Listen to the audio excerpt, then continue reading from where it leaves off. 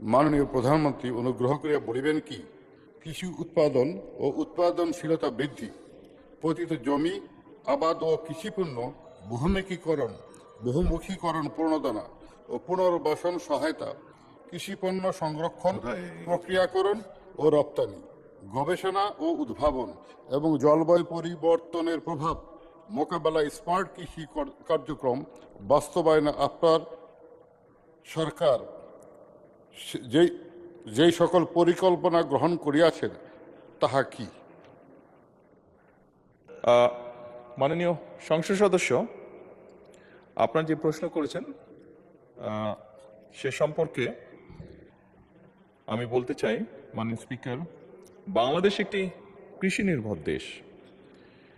দেশের খাদ্য নিরাপত্তা, দারিদ্র্য বিমোচন এবং অর্থনৈতিক উন্নয়নে অবশ্যই কৃষির ভূমিকা অত্যন্ত গুরুত্বপূর্ণ।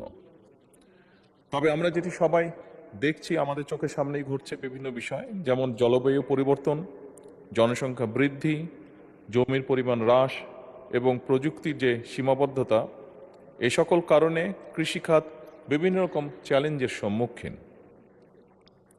আমাদেরকে এইসব চ্যালেঞ্জ মোকাবেলা করেই কৃষি উৎপাদন এবং উৎপাদনশীলতা বৃদ্ধির মাধ্যমে কৃষিকে টেকসই এবং লাভজনক খাতে রূপান্তর করার লক্ষ্যে সমগ্র দেশবাসী দেখেছেন আমরা এরই ভিতরে 14 এপ্রিল কৃষক কার্ড আমরা যেটি প্রতিশ্রুতি দিয়েছিলাম নির্বাচনের পূর্বে, সেটির কাজ আমরা শুরু করেছি।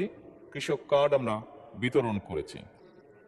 এই কার্ডের মাধ্যমে আমরা কৃষকদের কাছে 10টি সেবা, যথা ন্যায্য মূল্যে কৃষি উপকরণ বিতরণ, সরকারি ভর্তুকি ও প্রণোদনা প্রদান, স্বল্প মূল্যে কৃষি যন্ত্রপাতি সরবরাহ, ন্যায্য মূল্যে সেচ সুবিধা, সহজ শর্তে কৃষি ঋণ, কৃষি বীমা সুবিধা, ন্যায্য মূল্যে কৃষি পণ্যের বিক্রয়ের সুবিধা, কৃষি বিষয়ক প্রশিক্ষণ, ডিজিটাল প্ল্যাটফর্মে আবহাওয়া এবং বাজার তথ্য প্রাপ্তি সহ ফসলের রোগবালাই দমনের পরামর্শ প্রদান, এই সকল বিষয় আমরা কৃষকদের কাছে পৌঁছে দেওয়ার চেষ্টা করব এবং ইনশাল্লাহ আমরা পৌঁছে দিতে সক্ষম হব। পর্যায়ক্রমিকভাবে মাননীয় স্পিকার, দেশের সকল কৃষককে আমরা এই কার্ড প্রদান করব, যার পরিমাণ প্রায় 2,75,00,000 কৃষক। মাননীয় স্পিকার, এছাড়াও কৃষির উন্নয়নে বর্তমান সরকার আরও অনেকগুলো সময় উপযোগী পরিকল্পনা গ্রহণ করেছে। আমি সকলের জানার স্বার্থে, মাননীয় সংসদ সদস্যবৃন্দ এবং দেশবাসীর জানার স্বার্থে আমি এই সংসদের গুরুত্বপূর্ণ সময়ের ভেতরে এই বিষয়গুলো সংক্ষেপে তুলে ধরতে চাই। প্রথমত, কৃষি উৎপাদন ও উৎপাদনশীলতা বৃদ্ধির জন্য সরকার উন্নত ও উচ্চ ফলনশীল বীজ, সুষম সার ব্যবহারের পাশাপাশি আধুনিক সেচ ব্যবস্থা সম্প্রসারণের পরিকল্পনা নিয়েছে। এই জন্য ইতিমধ্যেই 20,000 কিলোমিটার খাল খননের কর্মসূচি সরকার হাতে নিচ্ছে, যা ইনশাল্লাহ আমরা আগামী 5 বছরে করব। কৃষি যন্ত্র কিরণের ভর্তুকি প্রদান করে ট্রাক্টর, হারভেস্টার, রিপার সহ বিভিন্ন যন্ত্রপাতি কৃষকদের কাছে সহজলভ্য করার পরিকল্পনা বর্তমান সরকারের রয়েছে। মাননীয় স্পিকার, পতিত জমি আবাদের আওতায় আনা এবং জমির সর্বোত্তম ব্যবহার নিশ্চিত করার জন্য ক্রপ জোনিং পদ্ধতি চালু করা হয়েছে। এর মাধ্যমে নির্দিষ্ট অঞ্চলের মাটি, আবহাওয়া ও পরিবেশ উপযোগী ফসল নির্ধারণ করা হয়। তার ফলে জমির অপচয় কমে এবং ফসলের উৎপাদন বৃদ্ধি পায়।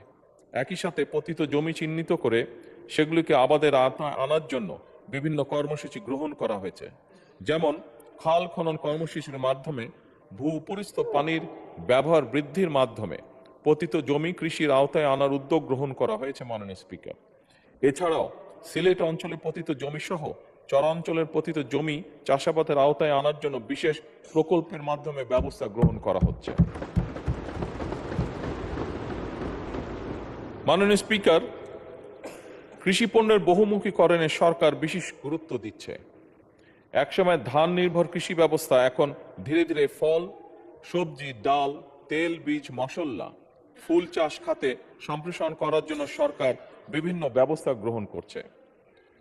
মাননীয় স্পিকার, কৃষকদের জন্য প্রণোদনা ও সহায়তা কার্যক্রম স্বচ্ছ ও জবাবদিহিমূলক করার জন্য কৃষক কার্ডের মাধ্যমে কৃষকদের বীজ সার, কৃষিযন্ত্র ক্রয় সহ বিভিন্ন খাতে ভর্তুকি প্রদান করা হবে ইনশাল্লাহ। তাছাড়া কৃষকদের জন্য স্বল্প সুদের কৃষি ঋণ এবং ফসল বীমা চালু করার উদ্যোগ গ্রহণ করার পরিকল্পনা আমাদের রয়েছে মাননীয় স্পিকার। প্রাকৃতিক দুর্যোগে ক্ষতিগ্রস্ত কৃষকদের পুনর্বাসনের জন্য বিশেষ সহায়তা কার্যক্রম গ্রহণ করা হচ্ছে। দেশের ভূমিহীন, প্রান্তিক ও ক্ষুদ্র চাষীদের কল্যাণে প্রতি অর্থ বছর কৃষি মন্ত্রণালয়ের বাজেটের কৃষি পুনর্বাসন সহায়তা খাতে অর্থ বরাদ্দ প্রদান করা হয়। চলতি 2025-2026 অর্থ বছরে কৃষি পুনর্বাসন সহায়তা খাতে 700 কোটি টাকা বরাদ্দ রয়েছে মাননীয় স্পিকার।